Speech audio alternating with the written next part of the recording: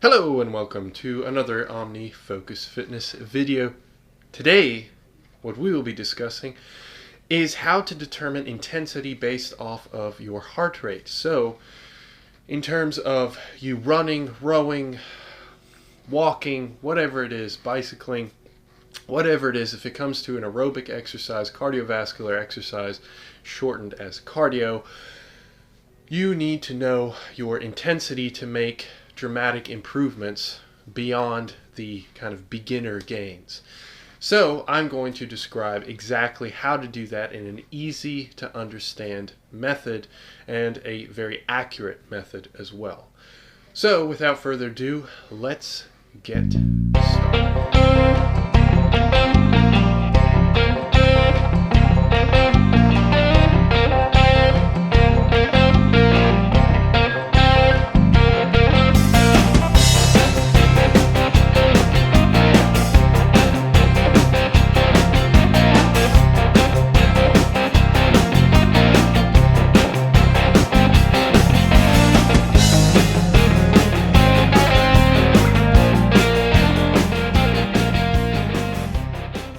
What you will need is nothing. You will need absolutely nothing, but if you would like to make things a little more convenient for yourself when you're out exercising, you should probably pick up a heart rate monitor. Hopefully an accurate one. But that's it. That's the only recommendation, but that's not required for you to use this method accurately.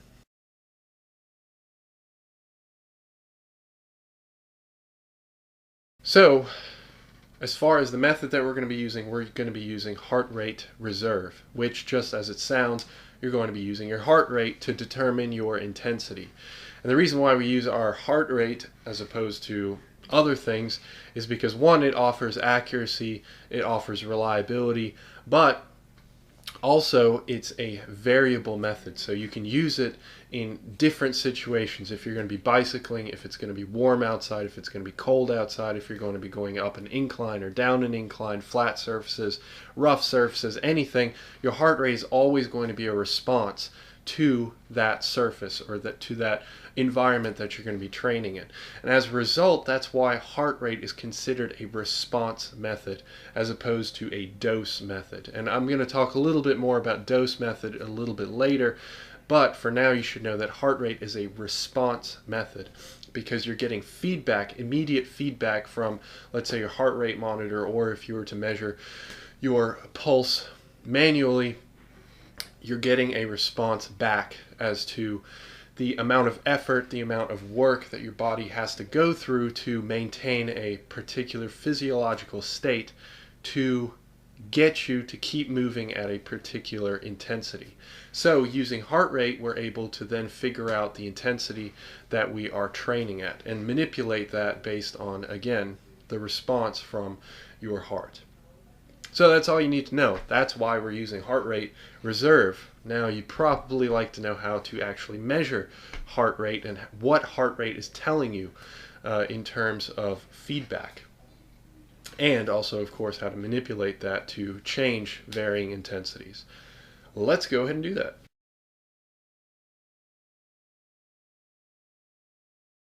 So now we're trying to figure out our intensity, the intensity that we're trying to use, and how we can apply that to heart rate, and how we can read heart rate to then tell us about our intensity that we're exercising at for aerobic exercise.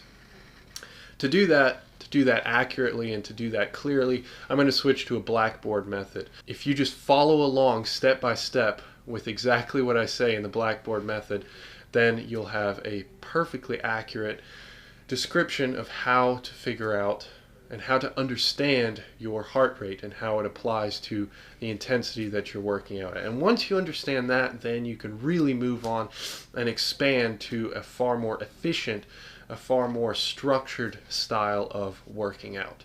So without further ado, I will switch over to that and I will see you face to face in just a few minutes. Let's do it. So here we are, we're trying to figure out we're trying to convert our intensity and percentage to an actual heart rate, so an actual number that we can see on our heart rate monitor or in whatever way we try and figure out our heart rate, which of course you can do manually as well using just your fingers, palpate your neck or palpate your brachial artery, or there's all kinds of different ways of doing it. But let's just assume that you're going to be using a heart rate monitor, because frankly I don't see why you wouldn't. That's just the easiest way. So we're going to have to know three different things. We're going to have to know our resting heart rate, our maximum heart rate, and our intensity percentages.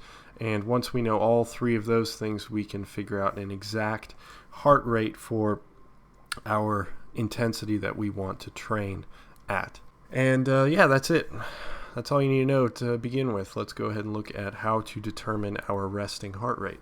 Okay, so here we are trying to figure out our resting heart rate. And if you don't know how to do this, do not worry. It is quite simple. All you're going to do, well, there are several different methods of doing it, but they're all a manual method, just kind of feeling your body out.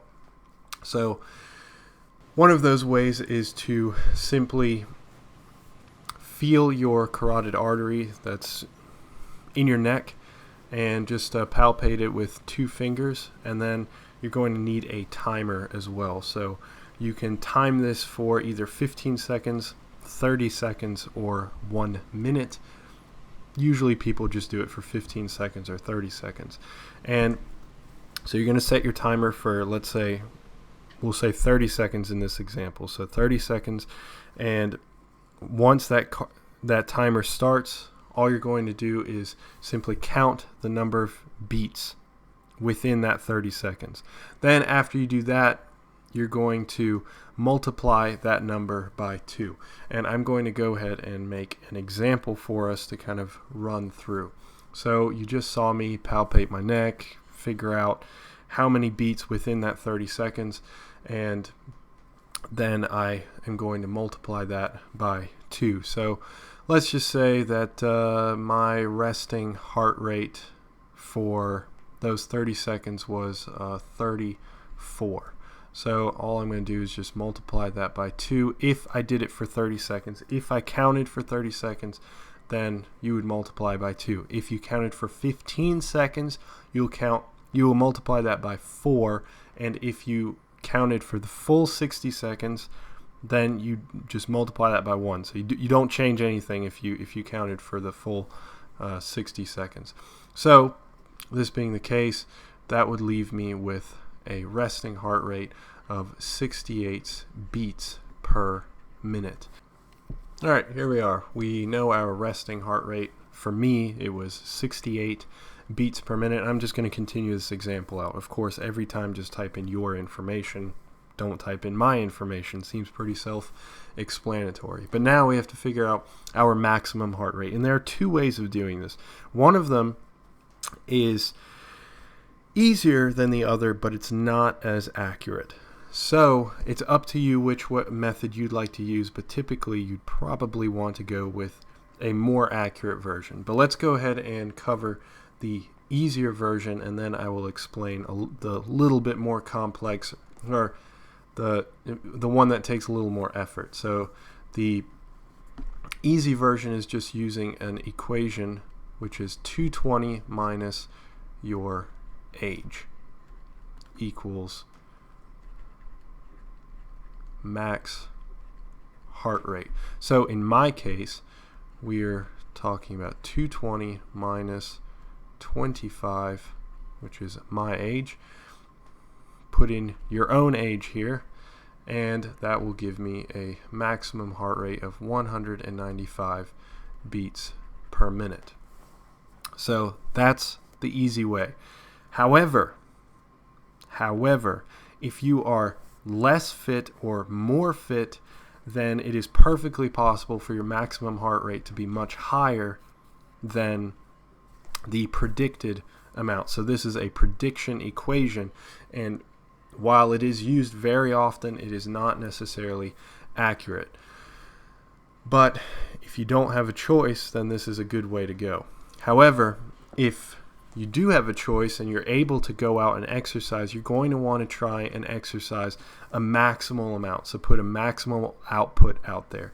So you're going to want to go out and do sprints or something. Sprint really hard and measure your heart rate the same way that we measured our resting heart rate, or if you've got a heart rate monitor, that's also acceptable. But either way, doing an actual maximal effort in an exercise will allow you to achieve a more precise maximum heart rate. So you go all out for a few minutes and then see where your heart rate lies.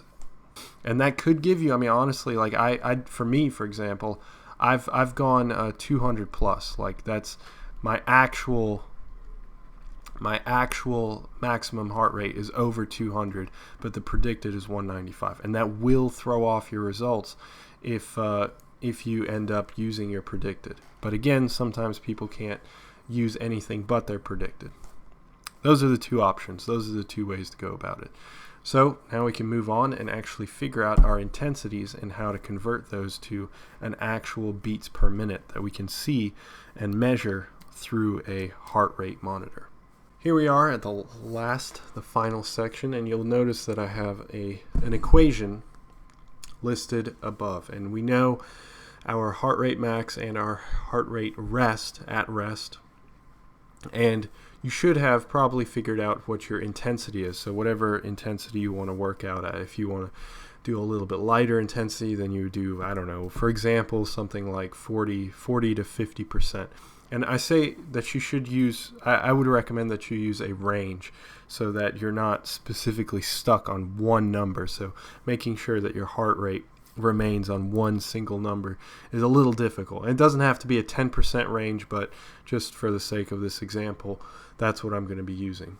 So in this case, what we're going to be doing is, for me, I'm going to be using my numbers, which, if you'll remember, were 195 beats per minute for my max heart rate, and this was the predicted. I'm just going with the predicted, although, like I said in the previous section, I know that my max heart rate is a little bit higher than that.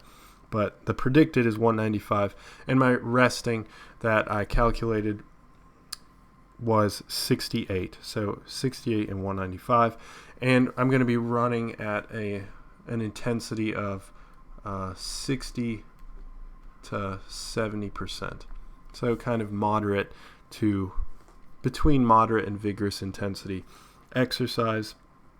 And now that I know my intensity, I know my heart rate at rest, and I know my heart rate at max, I can just plug all this stuff in and get my beats per minute. So knowing the exact heart rate of this and the exact heart rate of that I need to achieve to be within that range, or any number between those two.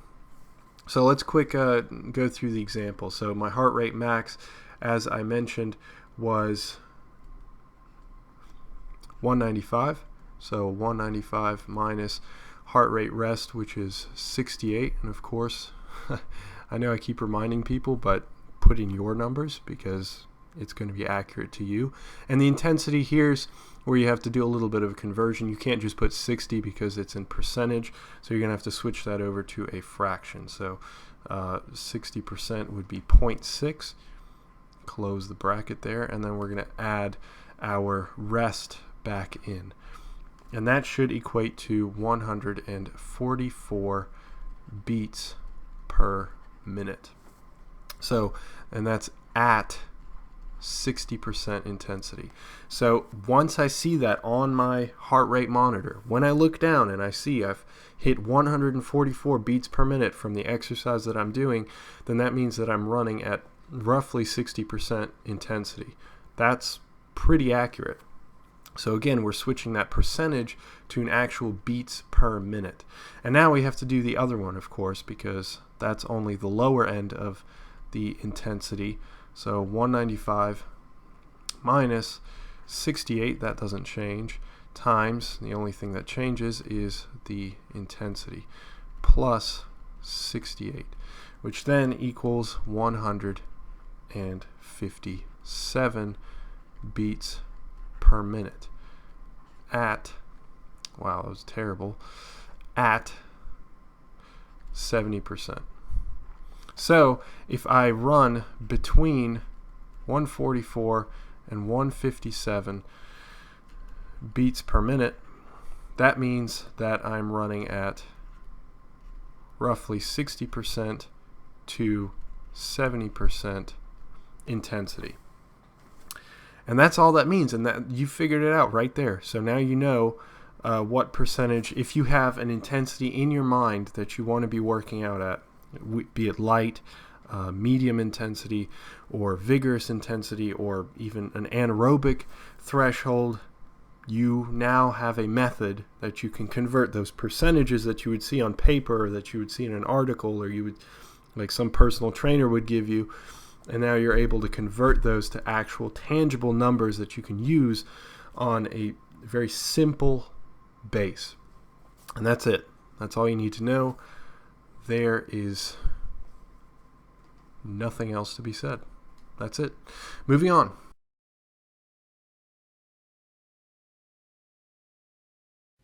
So, if you're at all curious, and you know a little bit about heart rate and different measures, alternative measures for figuring out intensity, then you might be wondering why we would choose heart rate reserve.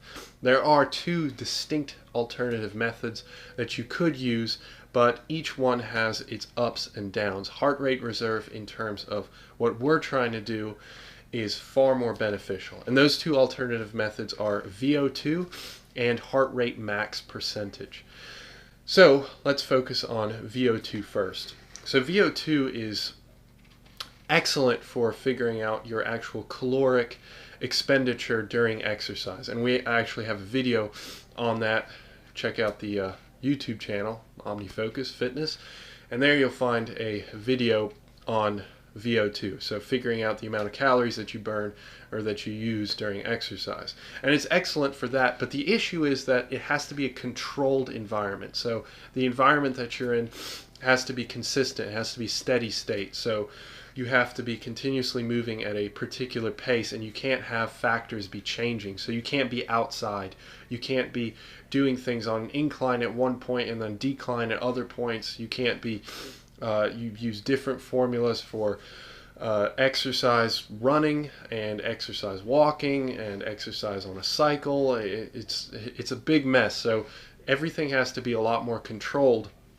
And the biggest reason why is that VO2 is actually a dose system, so a dose method. And I believe I mentioned that earlier in this video, that heart rate is a response method, because you're able to look down and then adjust based on what feedback you're getting from the actual heart rate, which is an easy system. It's a very simple system to just look down at your heart rate monitor and be able to tell, oh, I need to increase my intensity or lower my intensity to stay within a range, which, again, I already discussed how to figure out that range and how to convert that to heart rate, so from percentage to an actual tangible heart rate, and how to read that.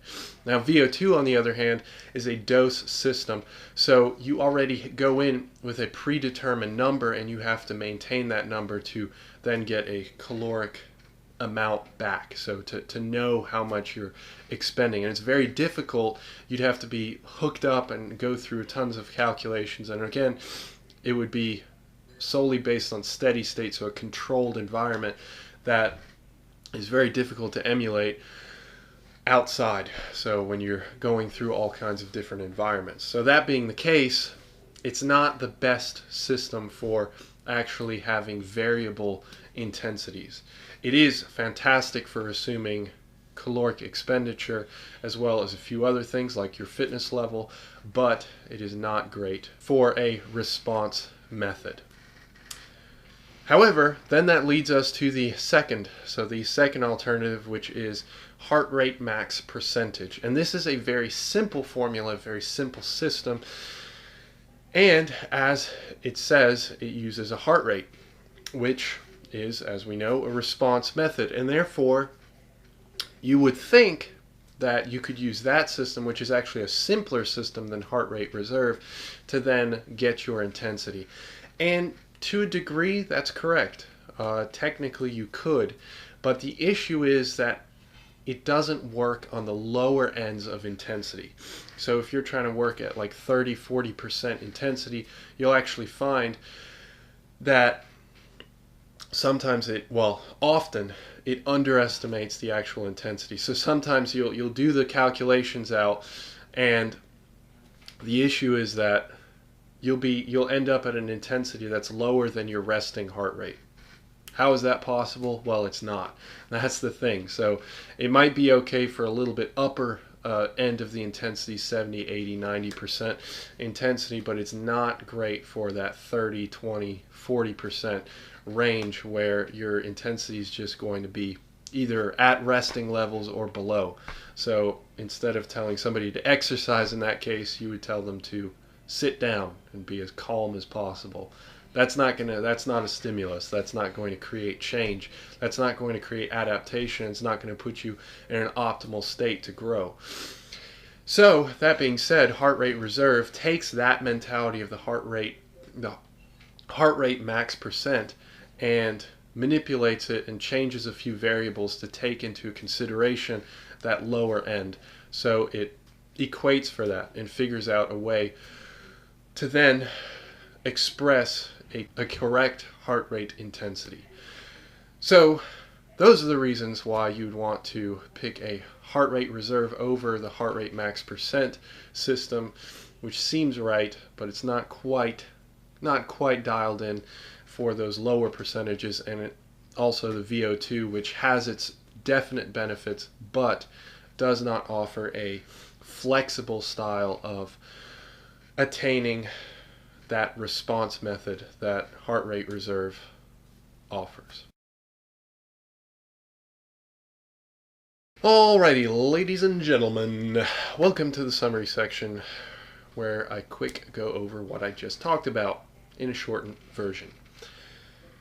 So we just talked about heart rate reserve, how heart rate reserve is the best method for a variable environment of exercise. So if you're going to be cycling, if you're going to be out in the heat, if you're going to be in the cold, in a rough environment, it doesn't matter what exercise method you use. As long as you've got a heart, you can use heart rate reserve. And heart rate reserve equates for certain factors that a heart rate max percentage does not, as well as being a response method, which VO2 is not. And those two alternatives are great in other ways, but they're not the best for if you're outside in a again, variable environment. And that being the case, heart rate reserve offers an opportunity to move from what you would write down on a piece of paper, okay, I want to run at 70% intensity up to, let's say, 80%, so somewhere within that range. Heart rate reserve gives you a specific number at the bottom, 70%, and a specific number at the top, 80%, in terms of heart rate. So something that you can actually measure when you look down at your heart rate monitor. You're able to tell, okay, I'm only exercising at 65%. I need to up the pace, up the intensity in my exercise to then figure out a way to move my heart rate up to that range of 70 to 80%. And that's just an example. It could be any intensity. So those are the benefits of the heart rate reserve method. And yeah, I've got nothing else to say. That's it. If you actually want to calculate your heart rate reserve, you're going to have to watch the video in its entirety. And that's that. That's all I've got to say. If you found the information helpful, please, please, please subscribe. It certainly motivates me. And if you'd like to know more information, as well as check out my sources, I don't think this one has too many sources because it's pretty matter of fact. But if I end up listing some sources, or if you want to check out any of my other videos or any of my other articles, please check out the article below to the link to my website, where I've got everything in far more detail listed in the article, with all my sources, with illustrations, with more details, etc., etc. And it's all free, as always. So that's it. And yeah, I've got nothing else to say. So I will catch you in the next video. Peace!